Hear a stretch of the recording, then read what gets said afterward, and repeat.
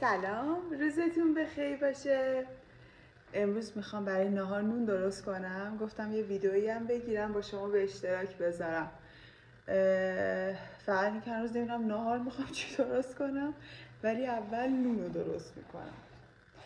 و نونی هم که میخوام درست کنم نون فوکاچاه و اینکه یه پای دوربین درست کردم، ولی دیگه نمیتونم میکروفون رو بهش وصل کنم. امیدوارم که همینجوری صدام خوب باشه.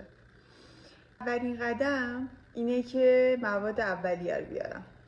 احتیاج داریم به 470 گرم آرد نون و 8 گرم مخمر. من از مخمر خشک استفاده میکنم. اول اینا رو با هم دیگه مخلوط میکنیم، بعد که آب رو اضافه میکنیم کم کم و در پایان هم روغن زیتون 15 گرم و نمکم 10 گرم. البته من با میکسر این کار رو انجام میدم چون دستم درد میکنه، ولی شما با دستم میتونید این کار رو انجام بدین.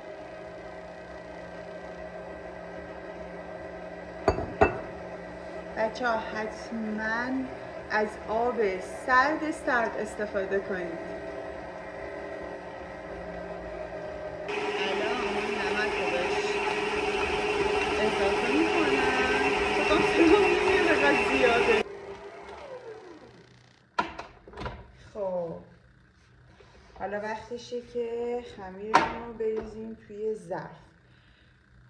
بچه ها اونایی که با میکسر خمیر رو درست میکنن، یکی از نشونهاش اینه که وقتی که خمیر آماده میشه از بدنه جدا میشه خمیر و اینکه روش قشنگ صاف میشه. خب حالا من این ظرف که میخوام توش خمیر رو بریزم میاد.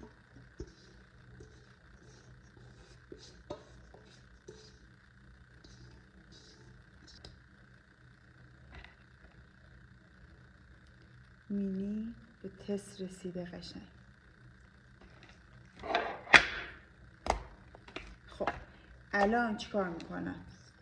روشو میپوشونم و یه 20 دقیقه بهش استراحت میدم که بعدش میریم برای تا کردن اول. یعنی الانش هم چه هوایی زده. یه ظرف آب بذارین کنار دستتون. اینجا معلوم هست که دوربین رو بیارم پایین که خیلی مشخص باشه. فکر می‌کنم اینطوری بهتره. خب از 4 طرف باید تا کنیدش. اول از وسط، هر جا دیدین خمیر داره به دستتون میچسبه حتما دوباره نمدارش کنید. الان دیگه مشخصه فکر کنم.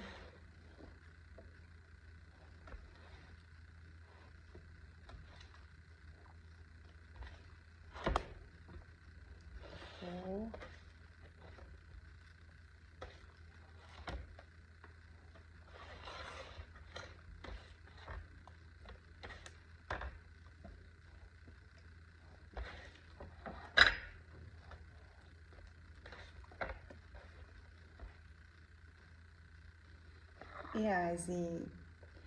خب حالا دوباره روش رو میپوشونیم، میره برای یه 20 دقیقه دیگه. رسیدیم به بخش هیجان انگیز خوردن قهوه. حالا صبح زود یه دونه قهوه رو زدم ولی الان میخوام کلد برو بخورم. قهوه سردن.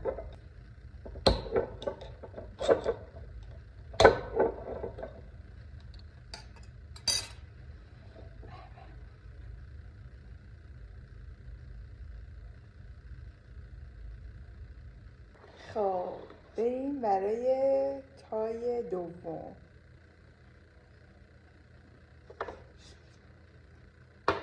بابای خمیرم بیشتر شد.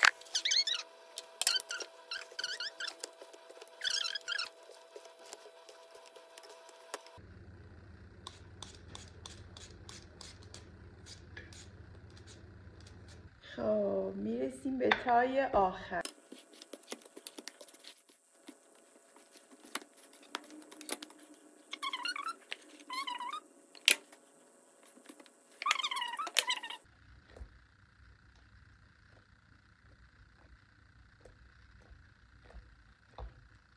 خدا خیلی نرم و گوگولیه. با اینکه این همه درست میکنم ولی هر بار که دوباره این نون رو درست میکنم شگفت زده میشم. برام تازگی داره.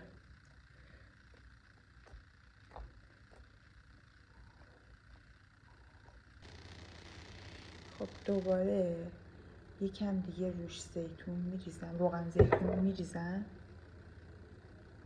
خب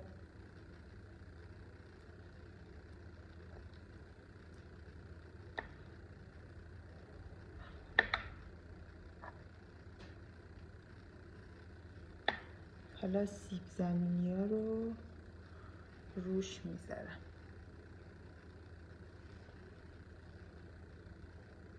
خب این سیب زمینی ها رو چیدم روش. من یه خورده زیتونم میذارم برای اینکه خوشگل تر بشه. این دیگه خیلی سفید شده بود روش.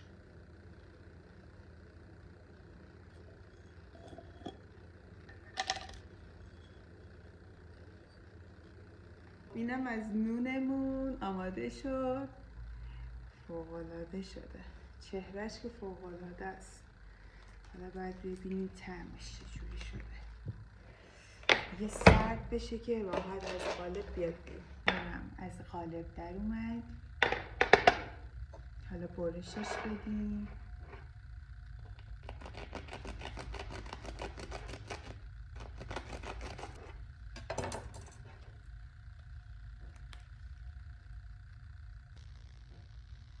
خیلی خوب شده بافتش.